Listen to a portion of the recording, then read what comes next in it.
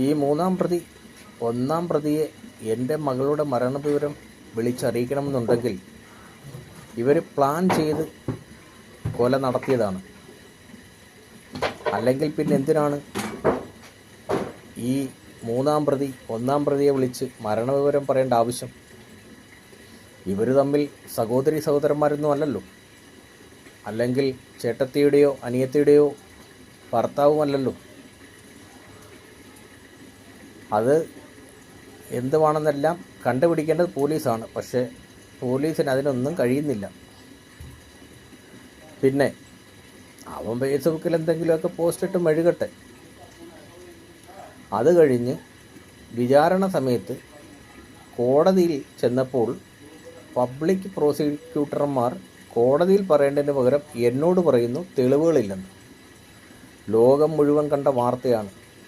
ശാസ്ത്രീയ തെളിവുകളുടെയും സാഹചര്യ തെളിവുകളുടെയും അടിസ്ഥാനത്തിൽ പ്രതികളെ അറസ്റ്റ് ചെയ്തു എന്ന്. ചെയ്യേണ്ട പ്രതികൾ 3 പക്ഷേ 2 പേരെ അറസ്റ്റ് ചെയ്തു, ഒരാളെ സാക്ഷിയാക്കി. ഇതിനകത്ത് ആദ്യം മുതലേ കളി നടക്കുന്നുണ്ടെന്നുള്ളത് അതിൽ നിന്ന് നമ്മൾക്ക് മനസ്സിലാക്കാം. അങ്ങനെ അവിടെ വിചാരണകൾ അവസാന ഘട്ടത്തിലായി. നമ്മൾ തുടരന്വേഷണത്തിന് അനുമതി വാങ്ങി. ആ തുടരന്വേഷണത്തിൽ നമ്മൾക്ക് നീതി കിട്ടില്ല എന്ന് കണ്ടപ്പോഴാണ് ഹൈക്കോടതിയെ സമീപിക്കാൻ തീരുമാനിച്ചത് CBI അന്വേഷണത്തിന് വേണ്ടി. അതിനുവേണ്ടി എൻ്റെ ഒരു സുഹൃത്ത് മുഖേന, എനിക്ക് നാട്ടിൽ വക്കീലന്മാരെയോ ആരെയൊന്നും പരിചയമില്ല, അങ്ങനെ എൻ്റെ ഒരു സുഹൃത്ത് മുഖേന മാവേലിക്കരയുള്ള ടിഒ നൗഷാദ് എന്ന് പറയുന്ന ഒരു അഡ്വക്കേറ്റുമായി ബന്ധപ്പെട്ടു. ഞാനന്ന് സ്ഥലത്തില്ല. എൻ്റെ സഹോദരി ഭർത്താവ് പോയി കാര്യങ്ങളെല്ലാം പറഞ്ഞ് എല്ലാം ബന്ധപ്പെട്ടു. അഡ്വാൻസ് 60,000 രൂപ വേണമെന്ന് പറഞ്ഞ് അതും കൊടുത്തു. മൊത്തം എൻ്റെ കയ്യിൽ നിന്നും എന്നോട് പറഞ്ഞത്, പ്രസന്ന നമുക്കിതിനകത്ത് 100% CBI അന്വേഷണം കിട്ടും, ഇത് അതുപോലുള്ളൊരു കേസാണ്,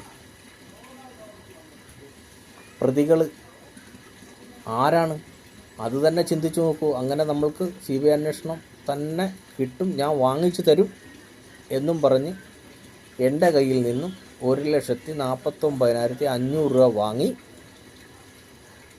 എന്തുവാണെന്നറിയില്ല, ആരദ്ദേഹത്തെ സ്വാധീനിച്ചു, രാഷ്ട്രീയ സ്വാധീനമാണോ ഇനി പണമാണോ കൊടുത്ത് അദ്ദേഹത്തെ സ്വാധീനിച്ചതെന്നറിയില്ല.